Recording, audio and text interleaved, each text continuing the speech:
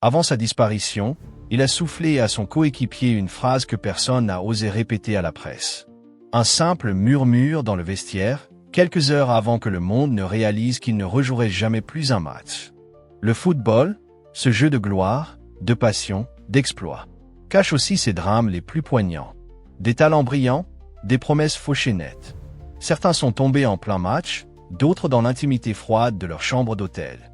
Arrêt cardiaque mystérieux, accident jamais élucidé, maladie dissimulée ou simplement silence. Mais parmi ces drames, un nom vient aujourd'hui troubler encore davantage les fans, Diogo Jota. Non, il n'est pas officiellement décédé.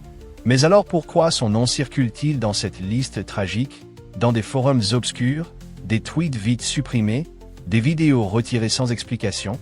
Que s'est-il réellement passé en coulisses? Une blessure fatale dissimulée? Une disparition médiatique planifiée? Ou quelque chose de bien plus sinistre? Dans cette vidéo, nous allons revenir sur 10 destins brisés, 10 footballeurs arrachés à la vie brutalement, souvent en pleine gloire. Et nous plongerons, dans la dernière partie, dans le cas déroutant de Diogo Jota, entre réalité, rumeurs et frissons. Car certaines vérités dérangent, et certains silences sont bien plus bruyants que n'importe quel cri. Souvenirs, secrets, soupçons. Vous n'êtes pas prêts pour ce que vous allez découvrir. Ils étaient jeunes, talentueux, adulés. Ils faisaient vibrer des stades entiers, faisaient rêver des générations, et semblaient invincibles sur le terrain. Mais leur destin, lui, ne portait ni crampons ni maillot. Il s'appelait tragédie. Le football a toujours été une religion. Et ses joueurs, des demi-dieux. De l'Amérique du Sud à l'Europe, en passant par l'Afrique et l'Asie, ces hommes portaient sur leurs épaules plus que leur club, l'espoir d'un peuple. Et pourtant, même au sommet de leur gloire, certains ont été fauchés net, comme si une force invisible décidait, sans prévenir, de leur dernier coup de sifflet.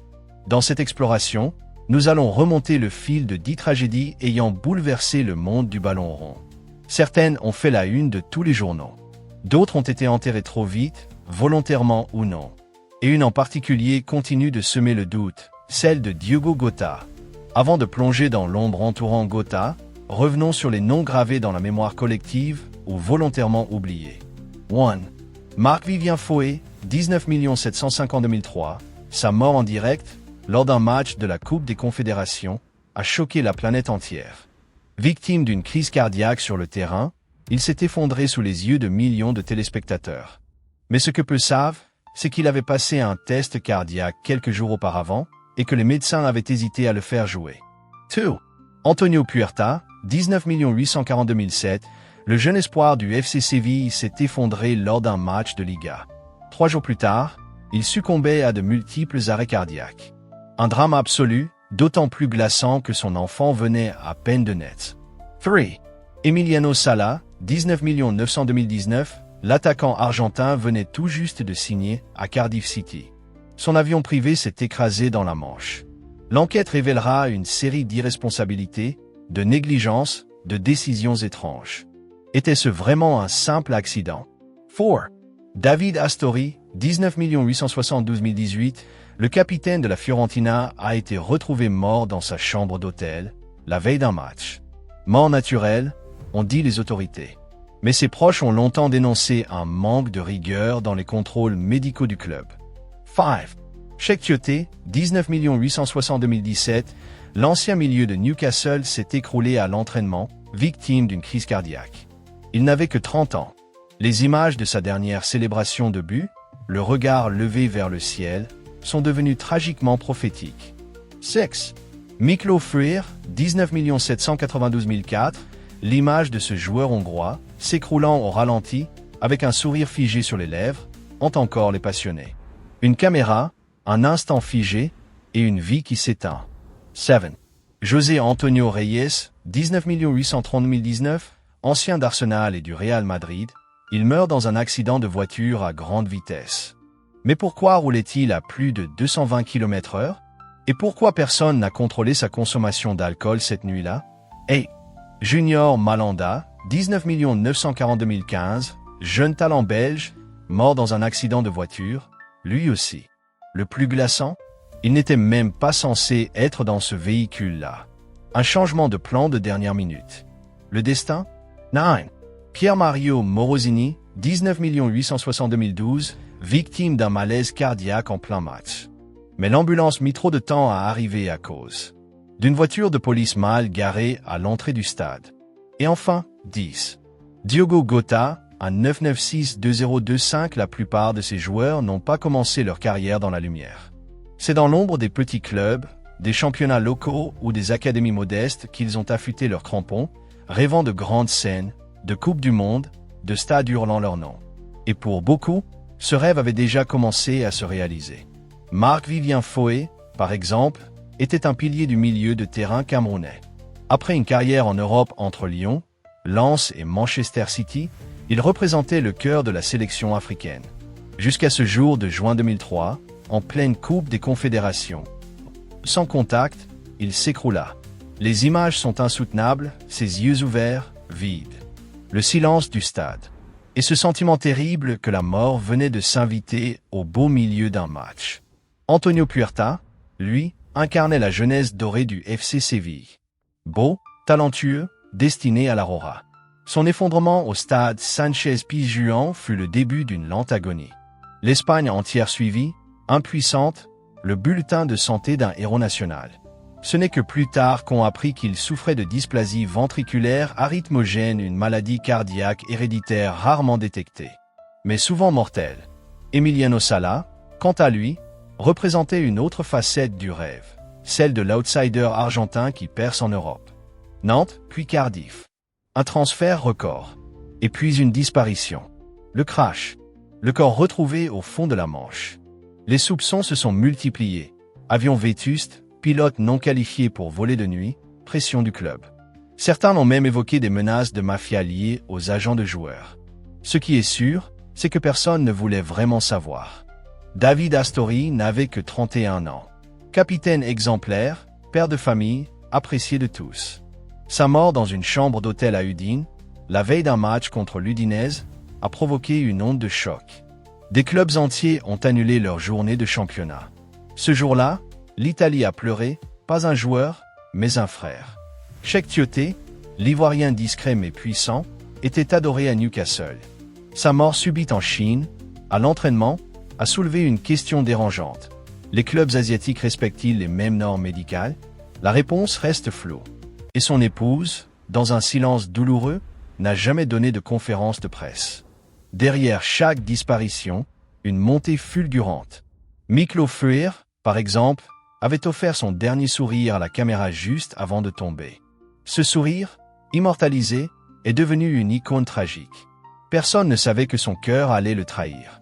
Et pourtant, des antécédents familiaux existaient. La plupart des clubs, après ces drames, se sont réfugiés dans le silence ou dans des communiqués polis. Des matchs ont été joués en mémoire d'eux. Des minutes de silence respectées. Mais très peu de véritables remises en question.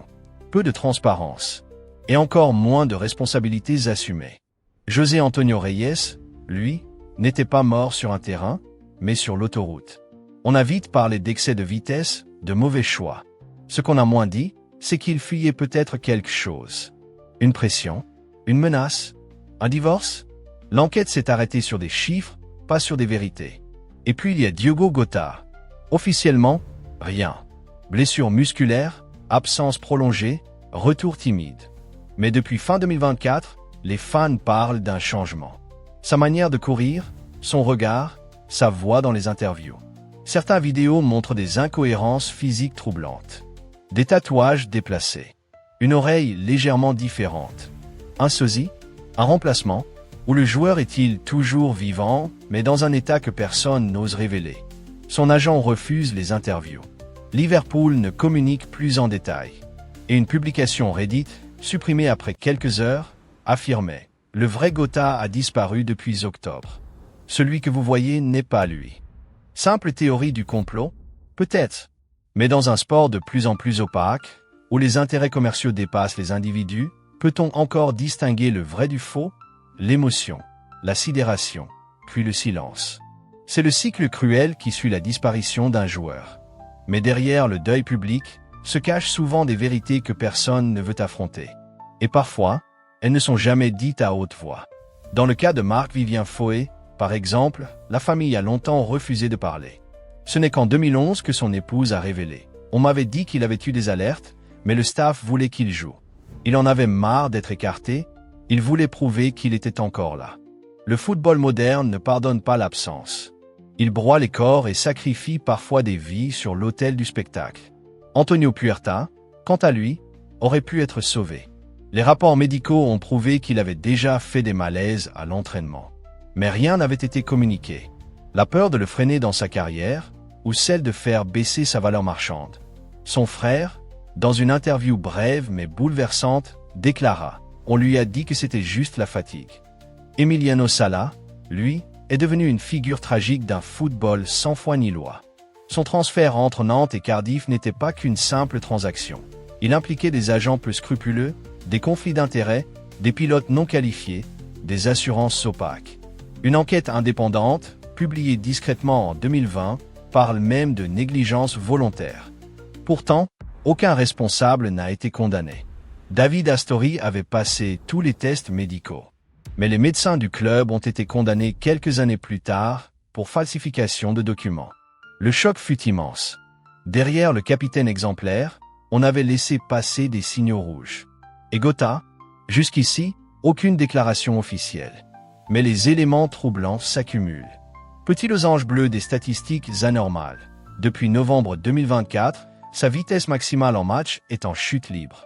D'après une analyse de performance fuitée sur un forum technique, le joueur actuel semble avoir perdu 20% de sa capacité d'accélération. Petit losange bleu, une interview surréaliste. En décembre 2024, un journaliste portugais lui pose une question sur son fils. Et Gotha répond avec un blanc de 8 secondes, avant de dire qu'il n'a pas encore d'enfant. Or, selon des articles de presse de 2022, il est père d'un petit garçon. Petit losange bleu a un tatouage disparu. Des fans attentifs ont remarqué que le tatouage sur son poignet gauche, une initiale en l'honneur de sa mère, semble avoir disparu dans les dernières photos. Un détail, ou une preuve que celui qu'on voit n'est pas lui. Les médias traditionnels refusent d'aborder le sujet.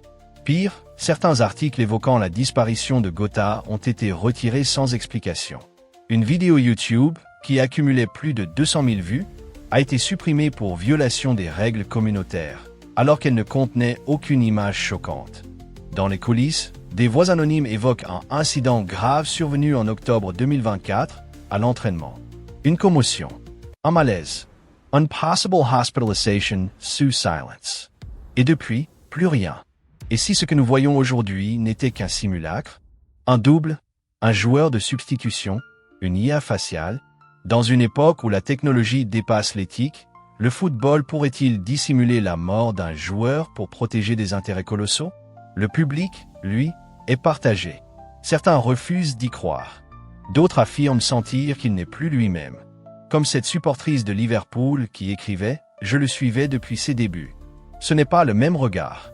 Ce n'est pas lui. » Et si, dans cette époque d'hologrammes, de visages recréés par ordinateur et de contrats à plusieurs millions, nous avions franchi une ligne invisible, une ligne où l'être humain n'est plus qu'un produit. Implacable, silencieux, et parfois déjà disparu. Chez Révélation Célèbre, nous avons pour habitude de ne pas céder facilement aux théories du complot. Nous respectons les faits, les sources, les témoignages vérifiés. Mais il y a des cas où le silence devient si pesant, les coïncidences si nombreuses et les réactions si étranges que nous sommes obligés de poser la question que personne ne veut entendre. Et si quelque chose nous échappait? Ce que nous avons révélé dans ce récit n'est pas une accusation. Ce n'est pas un jugement.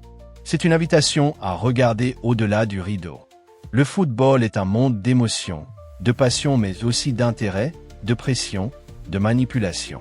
Et dans ce monde, il semble que certains joueurs deviennent des pions. Même dans la mort. Sur les 9 cas tragiques que nous avons racontés, une chose revient, l'oubli volontaire. Les clubs veulent tourner la page. Les sponsors se taisent. Les journalistes finissent par écrire d'autres histoires. Mais les familles, elles, restent avec leurs doutes. Le public, lui, garde en mémoire des sourires figés, des gestes inachevés. Et Diogo Gotha, peut-être qu'il est vivant. Peut-être qu'il traverse un épisode personnel difficile. Peut-être qu'il revient de blessures et que ses performances ne sont que le reflet d'un corps qui se reconstruit. Mais pourquoi alors cette opacité soudaine? Pourquoi ces contradictions dans les discours? Pourquoi ce vide autour de lui? Notre rôle ici n'est pas de dire Gotha est mort. Ce serait irresponsable. Mais nous disons ceci, les anomalies doivent être expliquées. Le public mérite la vérité, même si elle dérange. Le football moderne ne peut pas devenir une industrie où la disparition d'un homme se traite comme la perte d'un produit. Et vous, chers spectateurs, qu'en pensez-vous? Index revers pointant vers la droite blanc, avez-vous, vous aussi, remarqué des changements chez Gotha? Index revers pointant vers la droite blanc, pensez-vous que les clubs professionnels protègent trop leurs intérêts au détriment de la santé des joueurs? Index revers pointant vers la droite blanc, faut-il plus de transparence, plus d'enquêtes indépendantes, plus de voix qui osent parler? Nous attendons vos impressions, vos souvenirs, vos vérités. Car derrière chaque nom cité, il y avait un être humain, un frère, un fils, un ami. Et peut-être que le seul hommage digne, aujourd'hui, est de refuser le silence. Ils sont partis. Parfois sous les projecteurs, parfois dans l'ombre. Mais chacun d'eux a laissé une empreinte invisible, comme un écho qui ne s'éteint jamais. Il suffit d'un nom Puerta, Feuer, Astori pour que des souvenirs reviennent. Un but, un sourire, une célébration. Puis l'instant d'après, plus rien. Le vide. Comme si le football lui-même avait arrêté de respirer quelques secondes. La mort de ces footballeurs n'a jamais été anodine. Elle a figé le temps. Elle a forcé les fans, les clubs, les nations à regarder au-delà du jeu. À voir l'homme derrière le héros. Le cœur fragile derrière le torse musclé. L'enfant derrière le maillot. Et puis il y a Gotha, ou l'ombre de Gotha. Peut-être que dans 10 ans, nous saurons. Peut-être qu'un jour, un proche parlera. Ou qu'un document sera accidentellement divulgué. Ou peut-être que non. Peut-être que ce mystère rejoindra ceux qui ne seront jamais élucidés. Un silence de plus dans l'encyclopédie secrète du football. Mais en attendant, souvenons-nous. Souvenons-nous de ces joueurs qui ont donné leur vie parfois littéralement pour une passion. Souvenons-nous de leur courage, de leur fragilité, de leur lumière. Car certaines histoires n'auraient jamais dû être connues. Mais maintenant vous savez. Et quelque part, au fond d'un stade vide, sous la pluie battante ou les applaudissements lointains d'un vieux replay, ils sont encore là. Toujours vivants, toujours mythiques. Le mystère commence ici. Car officiellement, Gotha n'est pas mort. Mais pourquoi alors certaines sources parlent-elles de disparition sportive? Pourquoi des fans affirment-ils avoir vu un sosie lors de ces derniers matchs? Pourquoi son nom est-il lié à des forums complotistes traitant de double dans le football moderne? Trop de coïncidences tuent-elles la vérité? À travers ces récits, nous allons explorer la ligne floue entre réalité et fiction, entre accident et manipulation. Des morts brutales, oui, mais surtout des silences pesants.